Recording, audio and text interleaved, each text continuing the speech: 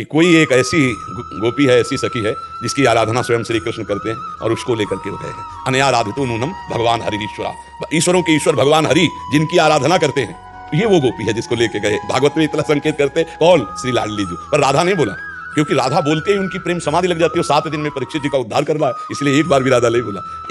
हरिराम व्यास जी ने एक पद में लिखा है, परम धन राधा नाम आधार। इस पद में लिखा है कि श्री याते श्री सुख प्रकट क्यों नहीं, जान सार को सार परम धन राधा, क्योंकि उनकी समाधि लग जाती है। ये परम धन है, परम है।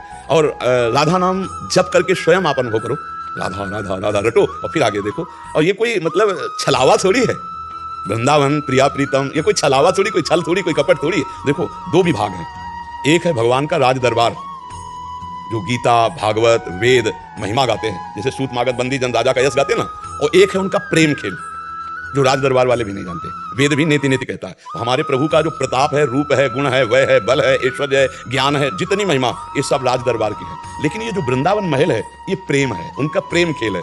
अब जो राजा जला सा भ्रकुट टेढ़ी कर दे तो प्रांत के प्रांत नष्ट करवा दे, वही राजा जब महल में जाता है और उसकी प्राण प्रिया अगर भ्रकुट टेढ़ी कर दे तो घुटने पे हो जाता है। समझ रहे ला? अब ये बात सबकी समझ में थोड़ी आएगी।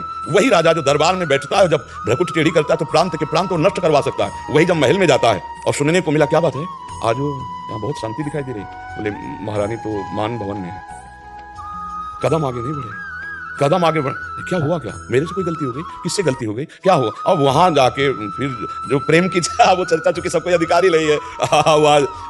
अब इससे थोड़ा हम प्रगट लीला में वर्णन करते हैं। महाराज दशरथ चक्रवर्ती सम्राट ऐसे बलशाली कि देवराजेंद्र भी उनकी भुजाओं का सहारा लिया, तभी तो वरदान दिया था कि वो बड़ा प्रसंग है। लेकिन जे भी महल में प्रवेश करते हैं कैकेयी जी के ये उत्साह सुनाने के लिए कि कल हम प्रातः काल अपने लाडले राम को राज्याभिषेक करेंगे, ये सुनकर कैकेयी को बहुत प्रसन्नता होगी। देखा तो सब शांत, क्या बात है? बोले महारानी कोप भवन, महाराज की वहां जब गए तो उन्होंने कहा, ऐसे मलिन वेश धारण करके कोप भवन में तुम्हें देखो, तुम्हें खुशखबरी सुनाता हूं, कल अपने लाडले राम को मैं राज्याभिषेक दूंगा।